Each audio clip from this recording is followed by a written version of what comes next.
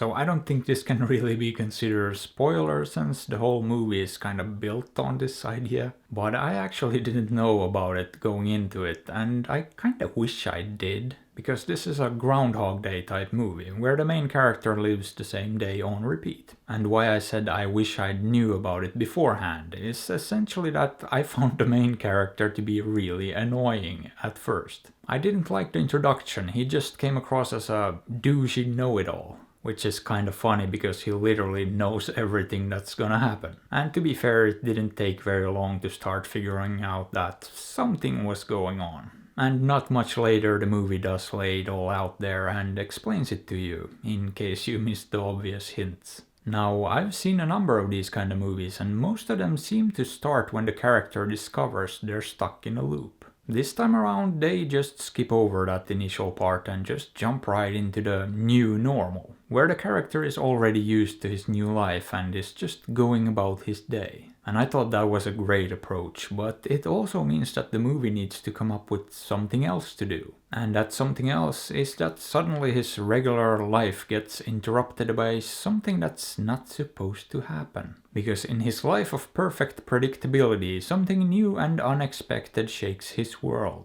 Which brings us to another thing that's not really a spoiler because it's on the poster. Well, he meets a girl. And that's really when the actual movie begins, and I'm not gonna go into any further detail here. But yeah, in many ways this is just another variation on the Groundhog Day theme. And I don't think this one did anything particularly unique or creative with it, but that doesn't mean it's a bad movie or that I didn't enjoy it. Because it's not, and I did. In fact, I found it to be really entertaining. And ironically, considering my initial impression, a lot of that had to do with the main character. I thought Kyle Allen was perfectly cast in this, and I really liked him in this. He just oozes charm and is just effortlessly sympathetic and likable. And unlike a lot of characters in these kind of movies, he's not jaded at all. He's actually enjoying his life and wants to make every moment count. And I thought that was a really interesting approach as well, one that I wouldn't have gone with.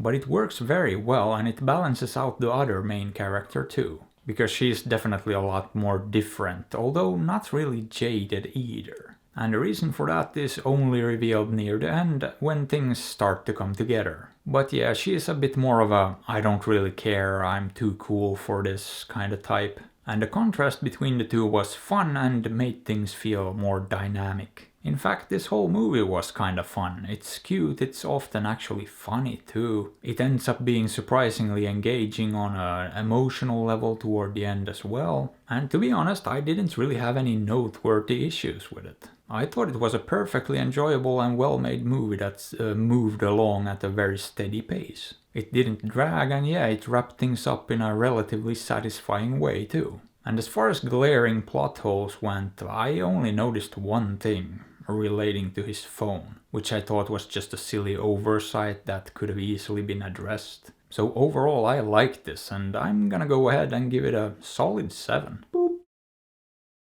However, would I recommend it? Yeah, if you're bored and just want to see something fairly light and entertaining, you can't go wrong with this one. So perhaps you should check it out. Or maybe don't. After all, I'm not your dad. But hey, what are your thoughts on this? Have you seen it? Did you like it? Let me know. And if you enjoyed the video, maybe give it a thumbs up or sub to the channel because that would be fantastic.